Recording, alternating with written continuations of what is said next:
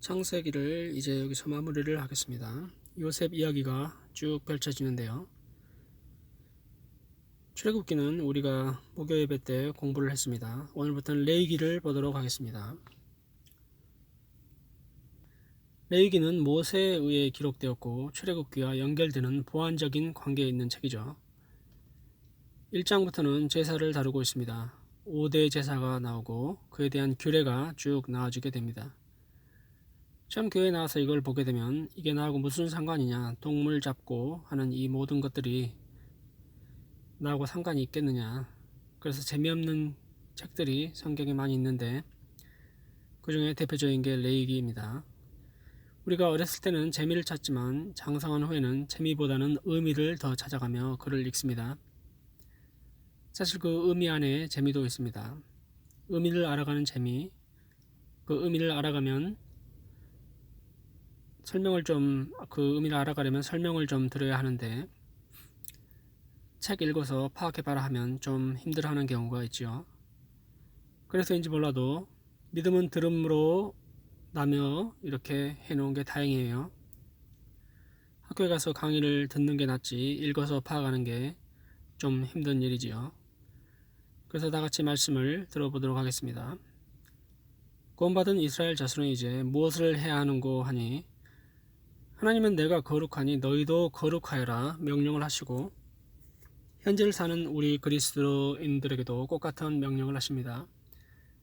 구원받았다고 해놓고서 죄와 뒤엉켜 아무런 느낌 없이 산다면 문제가 있는 것이기도 하죠. 그리스도의 향기가 나지 않고요. 문제는 귀신도 구분 못할 사람이 됩니다. 저 사람이 구원받은 사람인지 아닌지 귀신도 모릅니다. 사실 또 요즘 가짜가 많잖아요. 분명한 것은 여기에서의 거룩은 도덕적, 인격적 차원을 뛰어넘은 신의 성품에 참여하는 자들, 예수 믿는 사람들이 지향해야 할 그 거룩에 대해 얘기를 하고 있습니다. 예수님이 오시기 전 구약시대에는 죄 용서를 받기 위해서는 제사의식을 치료했습니다. 그렇지 않고서는 방법이 없었어요. 그 중에 첫 번째가 번제, 의미를 보면은 이스라엘의 5대 제사 가운데 하나로 상번제, 특별한 절기 때 가장 많이 사용하던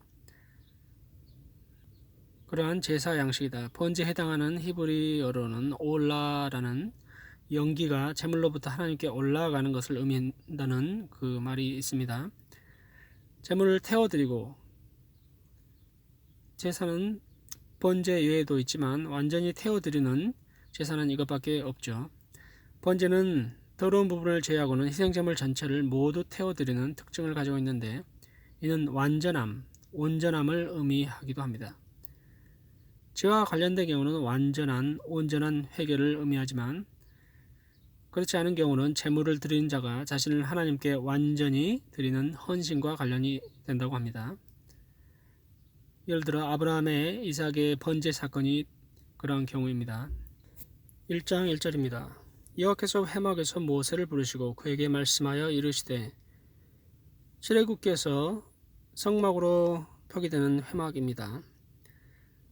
부르시고가 출애굽기에서 3번 나오는데 이것은 특별한 의미를 갖는 계시와 관련이 되어 있습니다. 회막은 시내 광야에서 이스라엘 가운데 세워진 하나님과 이스라엘과의 만남의 장막입니다.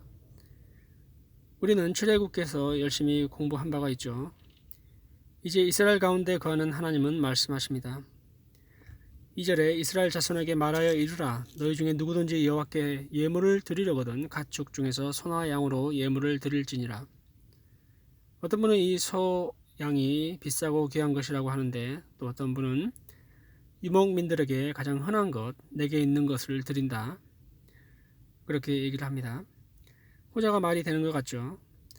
하나님이 우리에게 어려운 걸 요구하시지 않으신 것 같아요.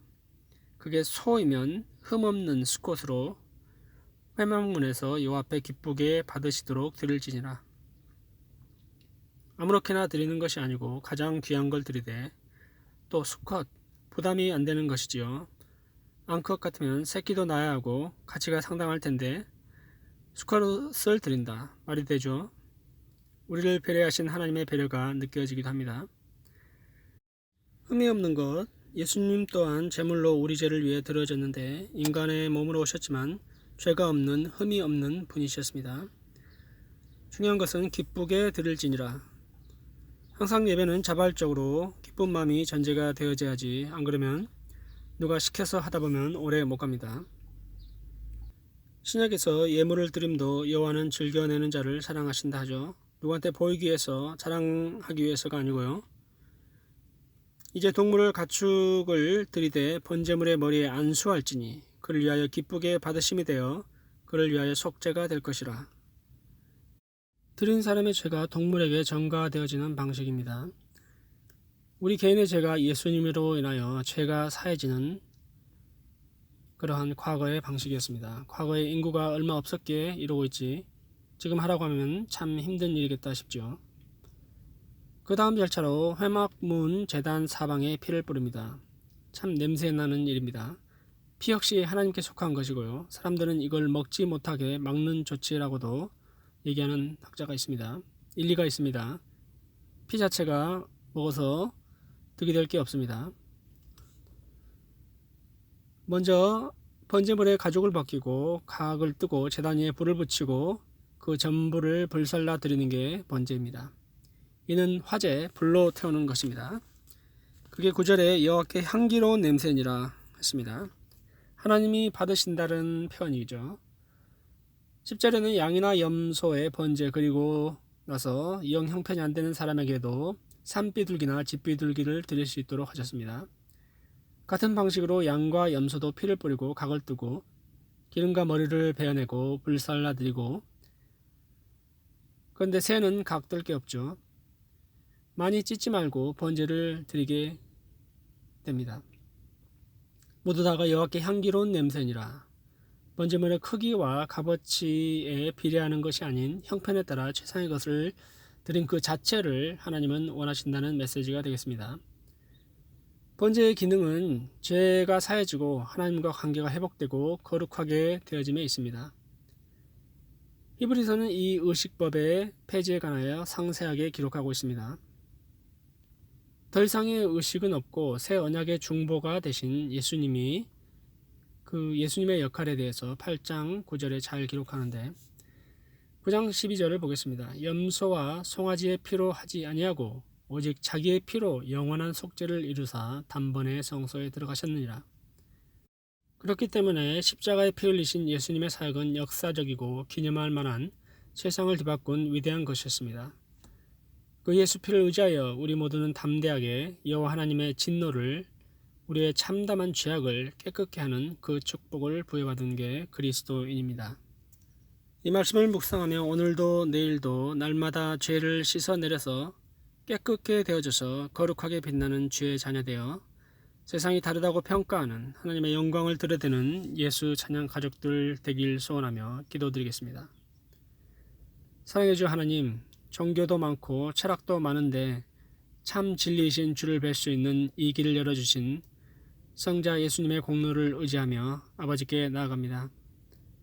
의인으로 불러주셨으니 범죄자처럼 숨어 지내는 사람이 아닌 떳떳하게 예수 복음 외치는 우리 모두 되어지게 거룩한 제사장의 모습들이 모든 삶에 나타나서 주의 나라 이 땅에 임하게 하옵소서. 예수님 이름으로 기도드립니다. 아멘.